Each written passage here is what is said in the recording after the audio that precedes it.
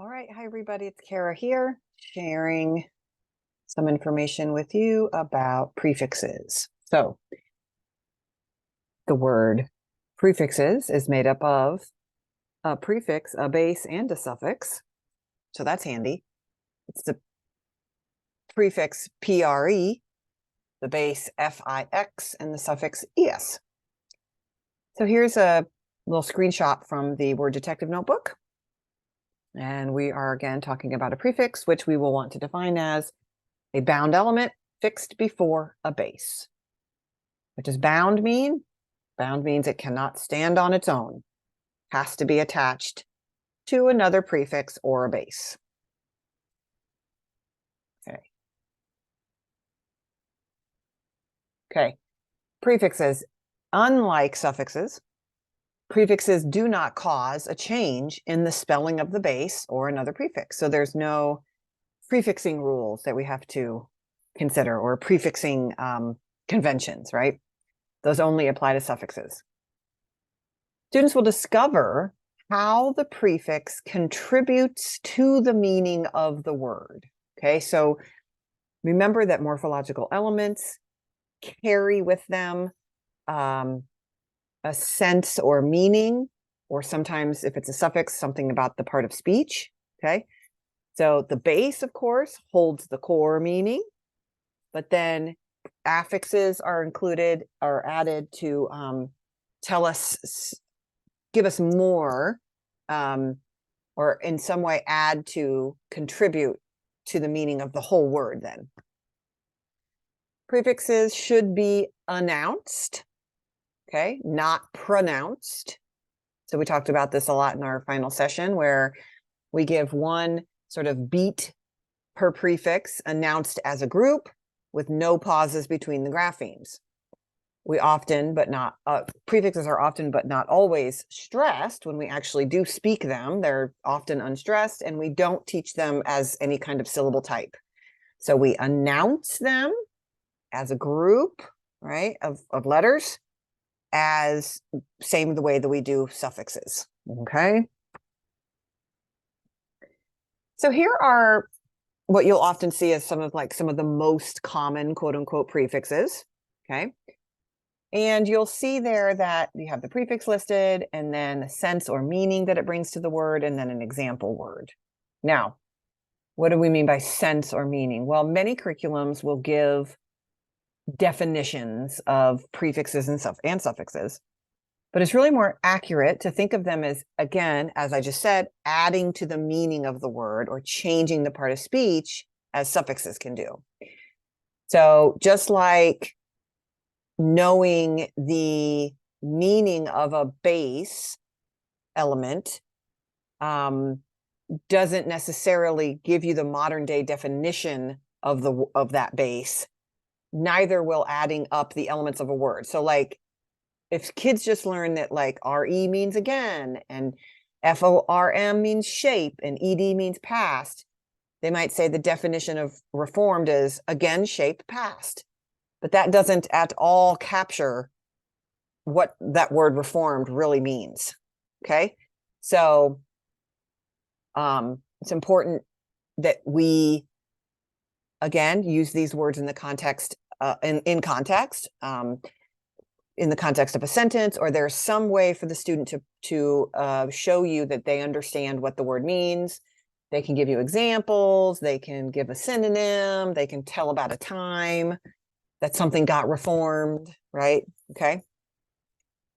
Now, you'll see this box element here that I have, where you see the main prefix there, IN, and then in parentheses, you see IL, IM, and IR, and then the sense or meaning of not, and then indirect, illegal, irregular. Well, what is up with that? Well, that has to do with something called assimilation.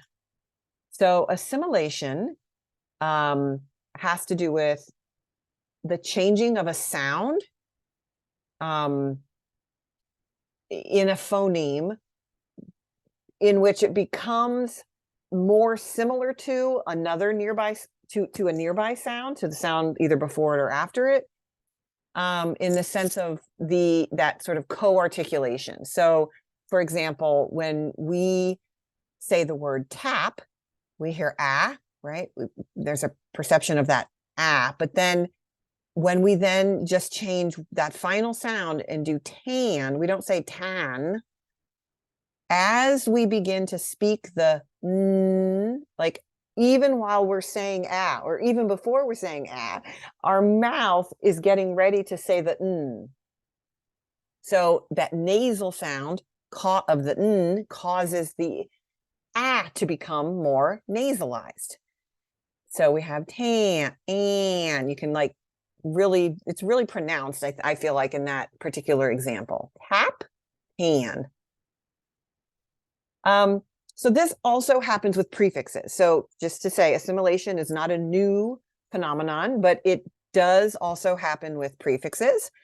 And it's really about sort of this idea that the word just kind of quote unquote sounds better when we have those sort of changes in small changes in a certain phoneme, depending on what the next sound is going to be. So these are called assimilated prefixes, also known as chameleon prefixes. That's an important term for you to know, potentially for a national certifying exam that you might take. So as you saw there, in the IN is considered the prefix, but then it takes these other forms. So we say indirect, but we don't say illegal. The IN becomes IL for illegal, right? We don't say irregular, we say irregular, okay? So another reason not to pronounce affixes, but rather to announce them, right? So it's not the prefix ir for irregular, it's the prefix IR, okay?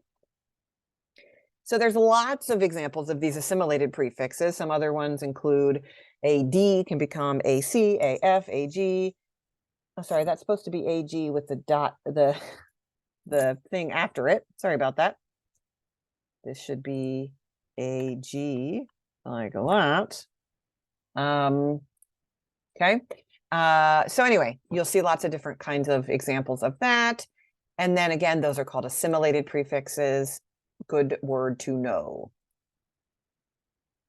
It's interesting because the word suffix actually contains an assimilated prefix, because suffix is built on the base FIX, and the prefix SUF, which is an assimilation, and it's assimilated from SUB, meaning under. So if we look at SUB, this is Etim Online, by the way, we see that it's a word forming element: under, beneath, behind, from, under, resulting from further division. There's a whole history there, interesting history of that prefix. So that it's not a suffix, it's a suffix, okay? Which means, by the way, that is not a double F. That is an SUF plus FIX, right? Is rewritten as SUF FIX. All right, so decoding these words, oh, sorry about that. I meant to say something there. We're going to box prefixes just like we do with suffixes. And remember, they don't become then a part of our decoding in terms of our syllable division and things like that. We learn how to, we could learn how to probably pronounce the base, but then when we're adding prefixes and suffixes, we have to learn about flexing the vowel, right? You have to remember that can happen. So I might say she was unharmed in the accident. Say unharmed. Simple or complex? Complex. How's it built? Oh, it's a prefix, a base, and a suffix. So I get out my phoneme or my morpheme cards, right? And I say prefix, base, suffix. Start the word sum. I need 3 lines, right? What's the prefix? UN. Write a name. Now I'm at the base. Tap the sounds in harm. Arm. name the graphemes, H-A-R-M, write in name, H-A-R-M. What's the suffix? ed, write in name, ed. Check the joins and mark the changes.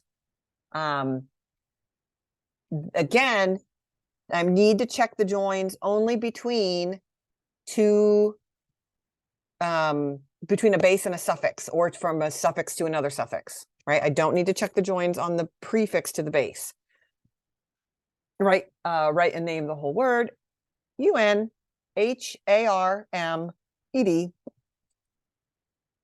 Right, and then I rewrite it there on the line. Okay, so that, my friends, is prefixes. So you'll learn a lot more about that when you are in the, if you choose to continue on in the advanced course with Jen. And there is a scripted lesson using the prefix UN in your concepts manual, and it's with the word unlocked, I think, right, for our special birthday story. And that's it. All right, thanks a lot.